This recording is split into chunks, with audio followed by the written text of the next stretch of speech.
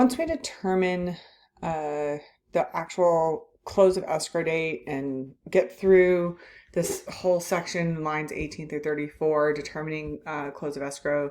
The last video, I used the close of escrow dates of, June 28th, 29th, 30th, somewhere around there, just to make sure that there's enough time to not only close your property, ensure that the buyer on the buyer's property is their lender is able to complete their end of the deal on this.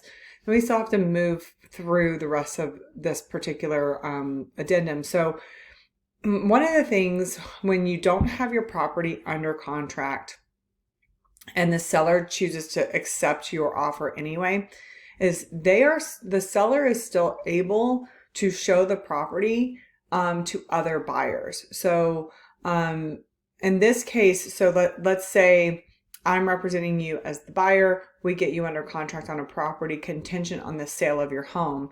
The seller is still able to show properties to other people who are not contingent.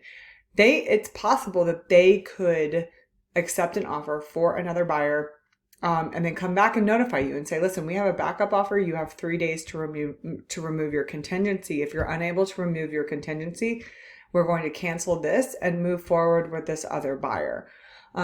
So in this case, time is of the essence in terms of just because we have certain deadlines in there doesn't mean that we're still not working against a clock and we're still not trying to get the property that you're selling under contract as fast as possible, because the seller at any point in time can accept an offer with better terms that fit them better, that shorter timeline or whatever the terms are that work better for them.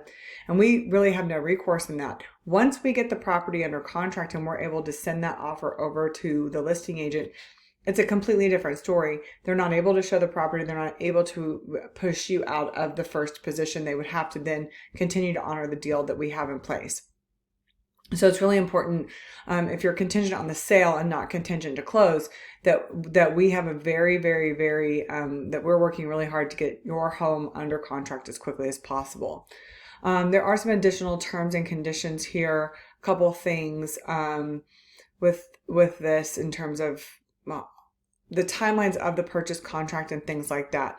So from an accepted offer standpoint, within the time specified in the applicable section above, buyer shall deliver an accepted offer to seller, including a copy of all purchase contract documents evidencing the accepted offer to sell the property. And if there's any additional documents that need to be included, such as if you're selling a home that has solar on it, we need to include the solar addendum, HOA addendum, anything along those lines that are connected to the contract, and we would need to provide those documents as well.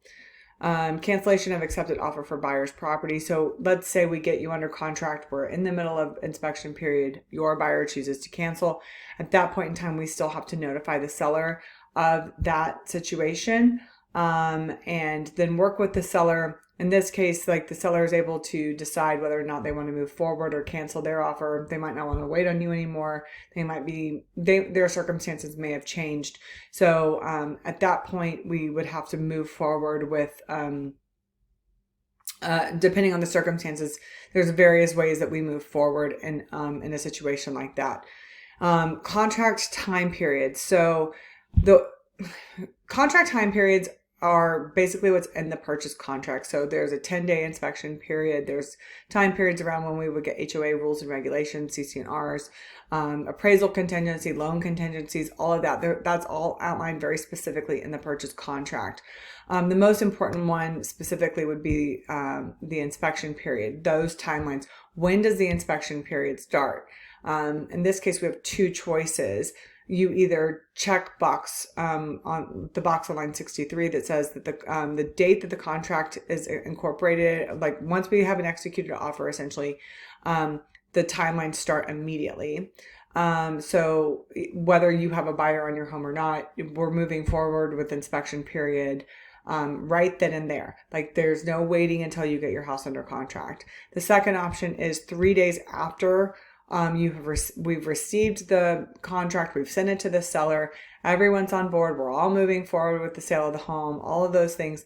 That's when the 10-day inspection period would start. So the clock for that timeline would start then instead of prior to getting a buyer on your home. I've seen it happen both ways. It really depends on the circumstances with the seller, with the buyer, a million different things on why you would choose one or the other. So this would be a conversation that we would have as we're writing the contract of what is in your best interest, and does that work for the seller? What is in the seller's best interest, and trying to find common ground on these timelines so it works for everybody.